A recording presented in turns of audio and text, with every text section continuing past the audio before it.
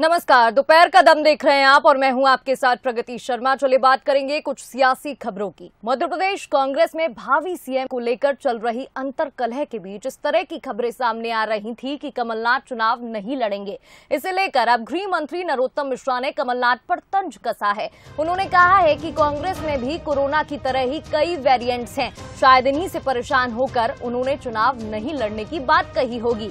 गृह मंत्री ने कहा कि कमलनाथ कांग्रेस के कोरोना से लाख बचने की कोशिश करें, लेकिन वो बच नहीं पाएंगे। तो बीते कई दिनों से ऐसी बयानबाजी सामने आ रही है और ऐसे में कोरोना को गृह मंत्री नरोत्तम मिश्रा ने अब कोरोना वायरस से कंपेयर कर दिया है। दरअसल कांग्रेस का ये रोग भी कोरोना टाइप का रोग होता जा रहा है। तो मुझे नहीं लगता कि आदरणीय कमलनाथ जी इससे बच पाएंगे। जैसे कोरोना अपना स्वरूप बदल देता था, उसका वेरिएंट बदल जाता था, ऐसे ही है कोरोना में। जैसे अल्फा आ गया, बीटा आ गया, लैम्डा आ गया, एस्पेलॉन आ गया,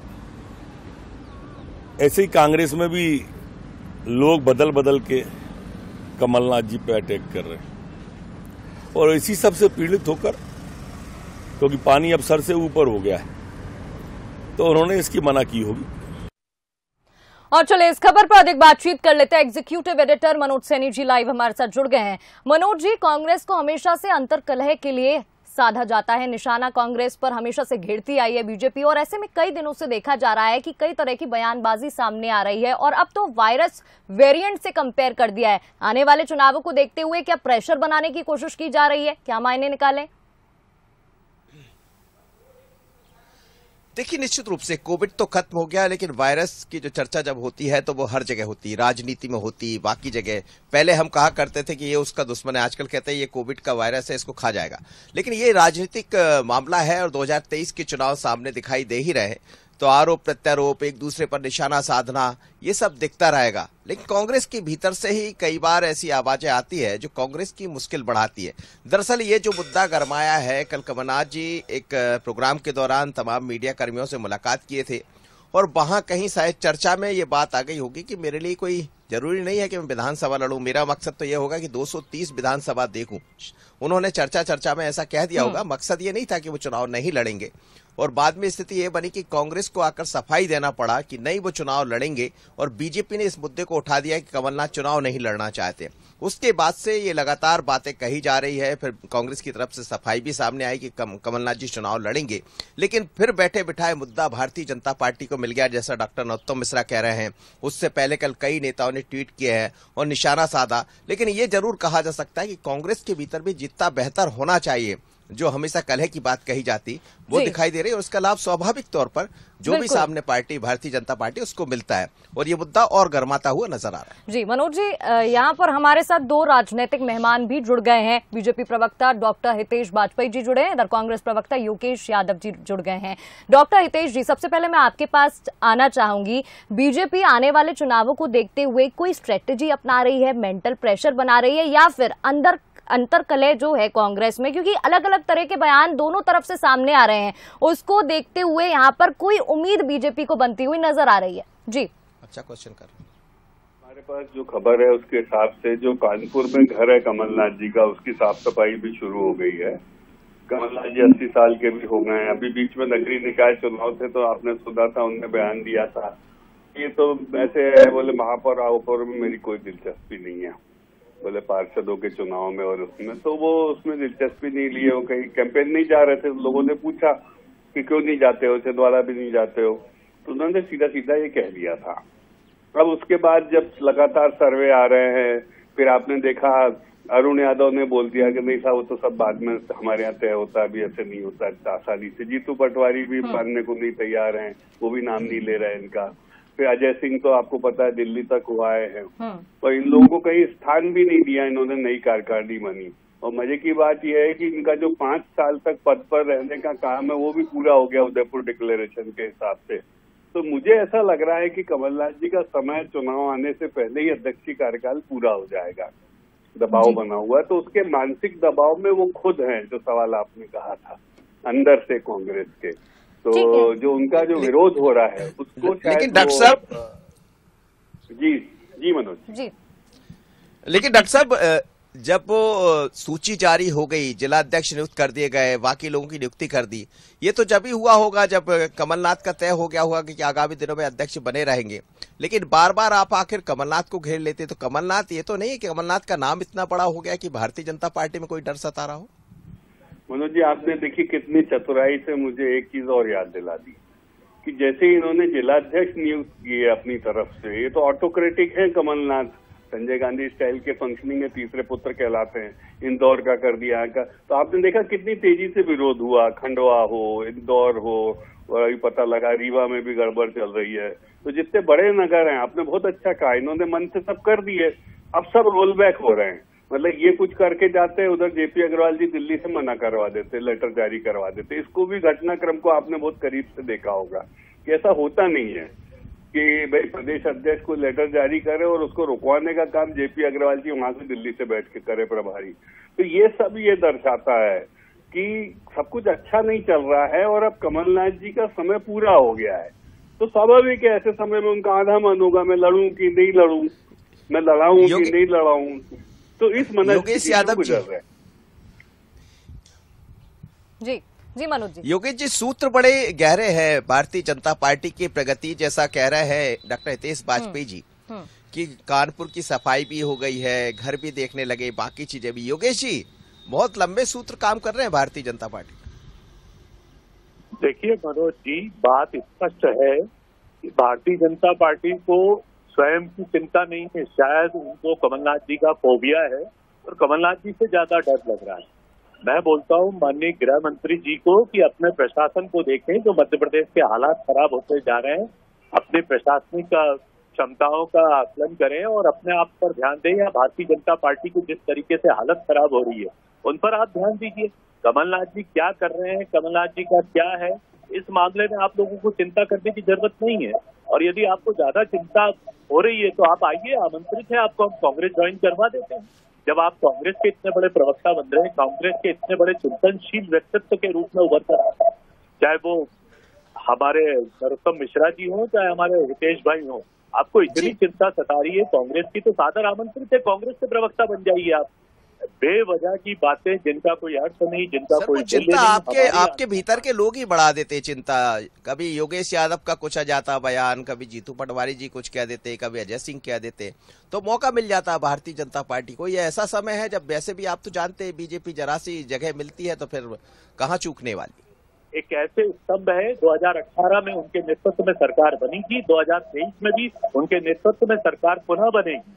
ये तो भारतीय जनता पार्टी का फोबिया है जो कमलनाथ जी पर चिंता कर रहे हैं।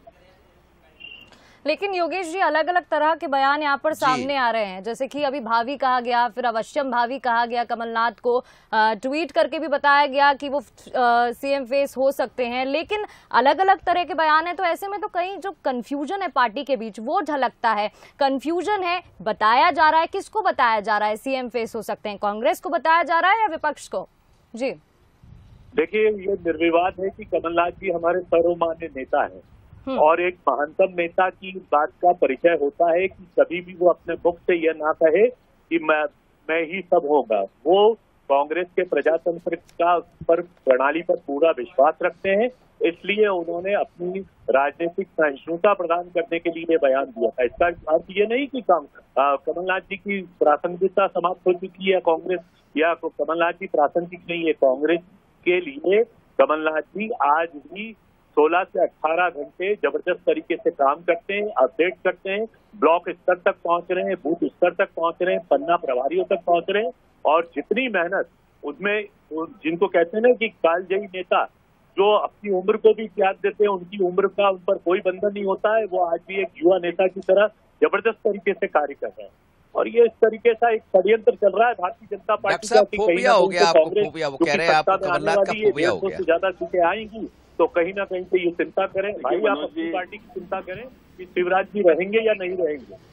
देखिए मनोज जी, फोबिया का तो इसलिए सवाल नहीं है, या क्योंकि देखिए बयान सब हमारे नहीं है। मैंने हमेशा देखे, हम बोले तो चलो मैं आपकी बात से सहमत हूँ कि साहब हमको डर लगता है, हम तो एकदम डर जाते, पता है 18 में हमको 1-1.5 लाख वोट इनसे ज्यादा मिले, फिर भी हम डर गए एकदम से।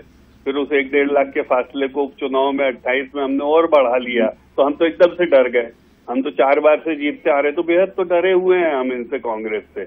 कांग्रेस के अंदर अंतरकलह मची हुई है। सज्जन वर्मा कह रहे हैं कि अरुण यादव, अजय सिंह और ये लोग पासन नहीं है कमलनाथ जी की, जैसे योगेश जी बोल रहे हैं, उनने भी कहा। तो ये पासन के जो लोग हैं यही तो बयान दे रहे हैं, तो हम क्यों डरे हुए हैं ये तो बताओ। अच्छा, सेवा दल की अपन बात कर लेते हैं। सेवा दल में बार बार योगेश यादव जी क्यों आते हैं भाई? या तो कोई है नहीं, या योगेश यादव जी से ऊपर जाने की जगह नहीं है, या फिर योगेश यादव जी से बेहतर कोई व्यक्ति नहीं मिलता है। तो तीनों परिस्थिति की चलता हुआ संगठन नहीं लगा। वहाँ क्या सीनियर लोग भी युवा की तरह काम कर रहे हैं डॉक्टर साहब? सीनियर लोग भी युवा की तरह काम कर रहे हैं, उनके अंदर 18-18 घंटे मेहनत कर रहे हैं डॉक्टर, जैसा योगेश यादव जी भी कह रहे थे कमलनाथ जी, और वो 18 घंटे जब मेहनत कर रहे थे, फिर आपको लगता है कि ऐसा ना हो कि 2018 की तरह? मैं मान लिया ना भाई, वो 18 घंटे मेहनत कर रहे हैं और हार रहे लगातार।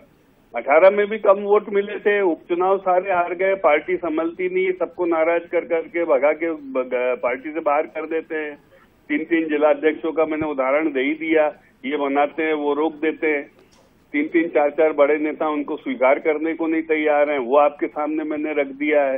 रोज विरोधाभासी बयान आते हैं निकल कर, और 5 साल का उदयपुर डिक्लेरेशन, वो तो खत्म हो गया ना कमलनाथ जी का। या तो कांग्रेस नियम बदले या फिर कमलनाथ जी को बदले। बिल्कुल योगेश जी, मैं आपसे जानना चाहूंगी, यहाँ पर लगातार अलग अलग तरह के बयान सामने आ रहे हैं, जैसे कि अभी हितेश जी भी बोल रहे हैं काम तो कर रहे हैं, लेकिन वो जो परिणाम है वो नहीं दिख रहा। आपको क्या लगता है, स्ट्रैटेजी कुछ गलत जा रही है यहाँ पे? ये जो कंफ्यूजन है, अलग अलग तरह के बयान है, यही कहीं ना कहीं भारी पड़ रहे हैं। देखिए, मैं आपको, आपका प्रतिष्ठित चैनल है, मैं आपको कह रहा हूँ, आप आकलन कीजिए ना, नगरीय निकाय चुनाव के, नगर पंचायत के चुनाव में कांग्रेस की क्या स्थिति रही, जबकि प्रशासनिक पूरा दबाव था। कलेक्टर भारतीय जनता पार्टी के कार्यकर्ता के रूप में कार्य कर रहा है, उसके बाद भी कांग्रेस की क्या स्थिति है, यही तो भय है इनका। और मैं अब, जहाँ तक सेवा दल की बात है, तो सेवा दल के मामले में मैं व्यक्तिगत टिप्पणी इसलिए नहीं करूंगा कि मेरा कर्म ही मेरे शब्द है, मुझे कहने की जरूरत नहीं, जो मेरा कर्म है वही मेरे शब्द है। दूसरी बात है, मेरा प्रश्न है हितेश वाजपेयी जी से कि ये बता दें शिवराज सिंह चौहान मुख्यमंत्री रहेंगे अथवा नहीं रहेंगे, या मुख्यमंत्री के रूप में अन्य किसी को आप सत्ता सौंपेंगे और उसके नेतृत्व में चुनाव होगा। आप अपने आंतरिक झगड़े तो बताइए, आप में क्या चल रहा है भारतीय जनता पार्टी में? शिवराज जी रहेंगे 2 महीने बाद या नहीं रहेंगे, इसका जवाब दे दीजिए। हितेश जी सवाल पूछ रहे हैं यहाँ पर योगेश जी, हालांकि हमेशा से जी ये सबसे बेहतर सवाल है योगेश जी, वो तो बंद से कहते रहते हैं हमेशा। नहीं मनोज जी, एक चीज और है, योगेश जी ने बॉटम लाइन हिट कर दिया कार्यक्रम के आपके खत्म होते, बोले कमलनाथ को भूल जाओ, कांग्रेस की तो बननी नहीं सरकार, तो बार बार उधर काहे आते हो, सीएम कौन बनेगा? आप तो ये बताओ शिवराज जी सीएम रहेंगे नहीं रहेंगे, क्योंकि विषय शिवराज जी हैं, क्योंकि शिवराज जी नहीं जीतना है, भाजपा नहीं जीतना है। तो योगेश जी को भी पता है ये बात कि कमलनाथ जी को बनना छोड़ना है, मुख्यमंत्री रहेंगे कि नहीं रहेंगे। ठीक है बता रहे हो ना, तो विषय शिवराज जी हैं भैया, हम तो मान रहे हैं कमलनाथ जी का तो दूर दूर तक कोई रिश्ता ही नहीं, जीत से ही रिश्ता नहीं है। चलिए प्रगति, हमें लगता है दोनों ही बात जो नजर आ रही, लेकिन चेहरे दोनों है, कमलनाथ भी चेहरा है कांग्रेस का, शिवराज भी चेहरा है भारतीय जनता पार्टी का, और इसीलिए आरोप प्रत्यारोप या जो बातें जरा सी भी होती है तो भारतीय जनता पार्टी बाहर है इसमें, उसको बड़ा करके मुश्किल में डाल देती कांग्रेस को। लेकिन कांग्रेस की रणनीतिक तौर पर भी यही बात है, किसी भी तरह कमलनाथ जी चर्चा में बने रहे चुनाव आते आते। अब कौन कितनी चर्चा में बने रहे, किसकी चर्चा को जनता कितना समझ पाएगी, पर इतना जरूर है कि कुछ तो चल रहा है। बिल्कुल, बहुत बहुत शुक्रिया मनोज जी हमारे साथ जुड़ने के लिए, और साथ ही डॉक्टर हितेश जी हमारे साथ जुड़े थे, योगेश यादव जी जुड़े थे, बहुत बहुत शुक्रिया तमाम बातचीत के लिए।